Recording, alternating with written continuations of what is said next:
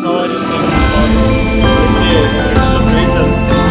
ఈరోజు క్రిస్మస్ కదా, కేక్ ఎలా తిరుగుతుంది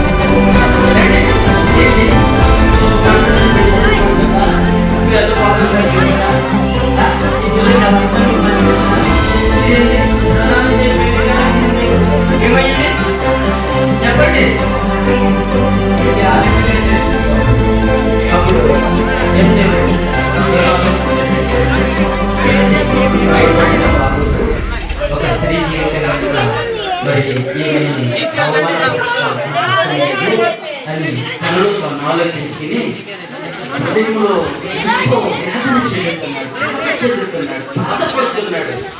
అనుకున్నాడు, శివ నీ బిడ్డలకు క్షేమం కలిగినట్లు దేవుని కర్మగా వచ్చమని, చేరుకున్న బిడ్డలని, పరిచయం చేసిన బిడ్డలని, యూత్ అవి ఎత్తవు కోయవు కోట్లలో కూర్చుకొనువు, వాటికంటే మనము శ్రేష్ఠాలయ్యా కనుక వాటికంటే శ్రేష్ఠమైన మనల్ని దేవుడు పోషించడా అమ్మ, పోషించడా?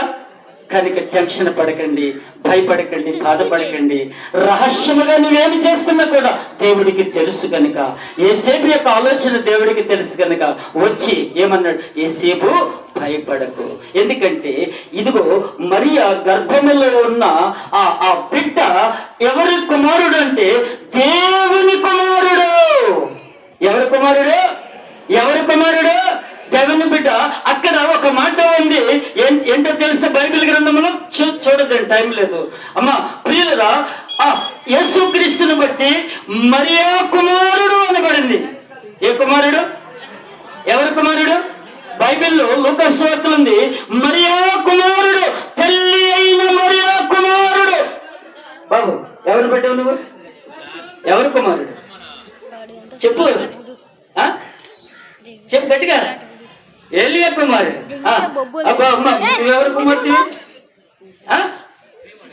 మీ నాన్న పేరు? నువ్వెవరు కుమార్తె? ప్రియురా, ఎవరినైనా మీరు పక్కన అడగండి, అమ్మ పేరు చెప్తారా, నాన్న పేరు చెప్తారా?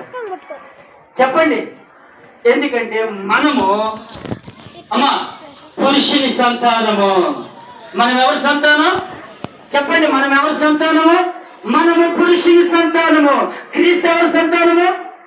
తండ్రి సంతానము. హల్లెలూయా. ఎందుకంటే అక్కడ యేసేపు కుమారుడని లేదు, మరి అయిన తల్లి. ఎవరండి? మరి అయిన. ప్రియులరా, ఒకసారి చదువుతారు అక్కడ. ఎక్కడ ఉందండి తెచ్చి? మత్తయి సువార్త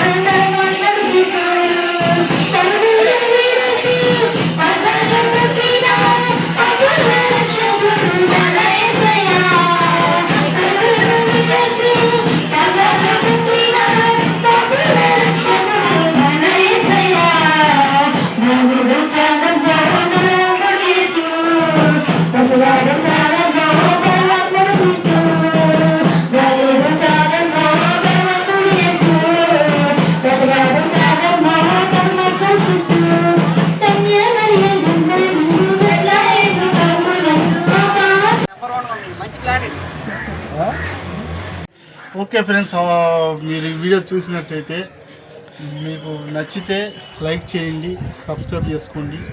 అట్నే ఈ వీడియోని చాలామందికి షేర్ చేయండి. ఈ వీడియోస్ ఎలానే మీ యూట్యూబ్లోకి రావాలంటే మీరు కాన్సెప్ట్ నొక్కండి. ఓకే, ఉంటా.